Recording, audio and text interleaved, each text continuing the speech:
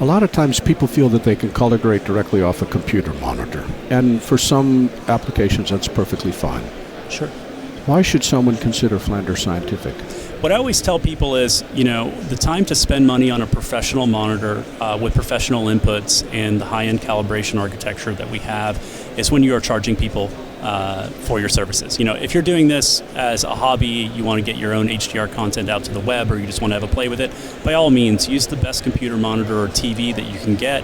But if if you have paying customers, you want to do right by them and buy a display that you can absolutely trust, get a professional signal into, not have to worry about things like OS color management and all the headaches that are involved with that.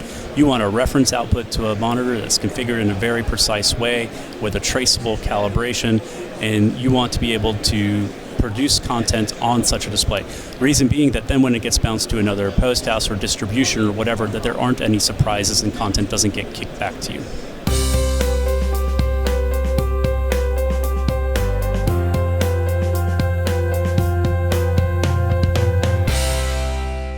How would you describe Flanders Scientific? What do you do? So we really specialize primarily in professional displays, very color accurate displays for filmmaking, for television production, any sort of color critical content creation space. That's really what we focus on. We also do some color management devices like LUT boxes and whatnot, but displays are really our primary focus. So what have you got that's new here at NAB? What we've really focused on is adding some features to our new displays. So throughout this past year and a half or so, we've introduced these new quantum dot OLED HDR monitors. Our first focus was really getting them highly color accurate, so we developed our AutoCal system for that, and that was our primary focus in the initial development of the product. Now we're starting to do some of those additional features like a quad view mode where you can send 4 signals to a monitor. You can apply different lookup tables or color spaces to each individual quadrant.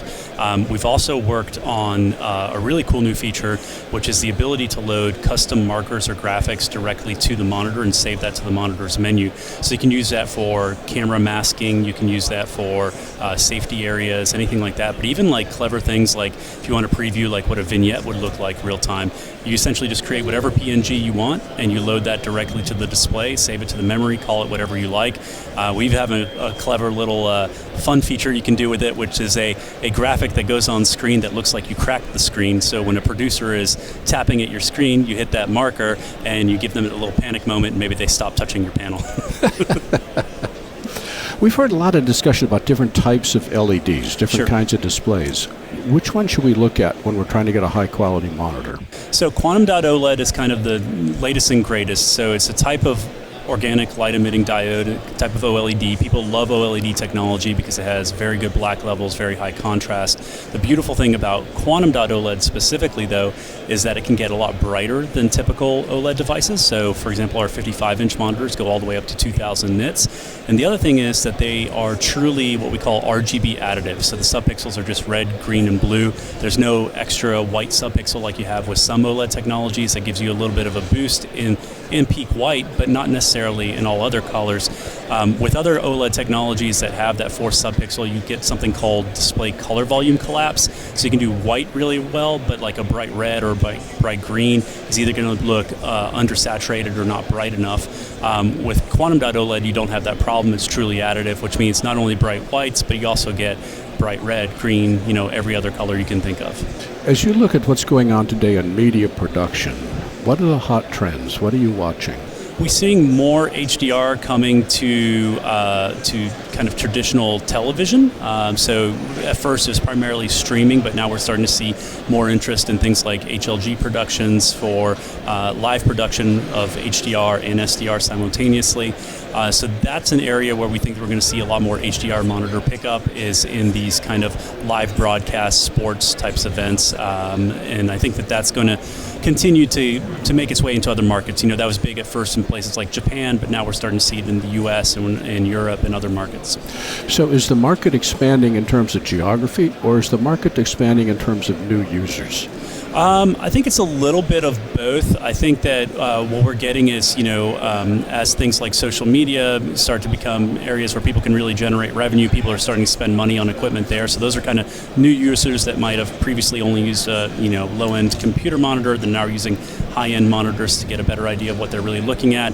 But then certainly geographically, we're seeing HDR, 4K, UHD expanding into more places. And that's not just at home, but that's also in cinema, right? So we have more HDR production happening for HDR cinematic or theatrical releases. So things like Dolby Cinema, but also now Barco with their new HDR cinemas. People are going to have to make content for that, and as you make content for those environments, you need to have monitors on set. You need to have monitors for the colorist to be able to view HDR properly. It could be said that our industry is going through a lot of turmoil right now. Yes.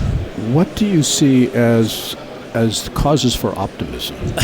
So I will say that's a tough one. I think that obviously there's been a lot of, with streaming, it was really hot for a while, and then streaming kind of fell off, and then there were strikes and all these other things happening, so that was kind of tough. I think that the reason to be optimistic is that HDR is kind of the future regardless. If you've seen HDR, it's really hard to go back to SDR. And there's still so much SDR production being done.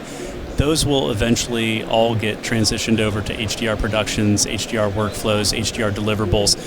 It's just a matter of time. So the timing is a little bit questionable. When will it happen? But there's no doubt that everything that is SDR now will be HDR in the future, and that's a huge, huge market still to be tapped into. A lot of times people feel that they can color grade directly off a computer monitor, and for some applications that's perfectly fine. Sure. Why should someone consider Flanders Scientific? What I always tell people is, the time to spend money on a professional monitor with professional inputs and the high-end calibration architecture that we have is when you are charging people for your services. If you're doing this as a hobby, you want to get your own HDR content out to the web, or you just want to have a play with it, by all means, use the best computer monitor or TV that you can get. But if if you have paying customers, you want to do right by them and buy a display that you can absolutely trust, get a professional signal into, not have to worry about things like OS color management and all the headaches that are involved with that.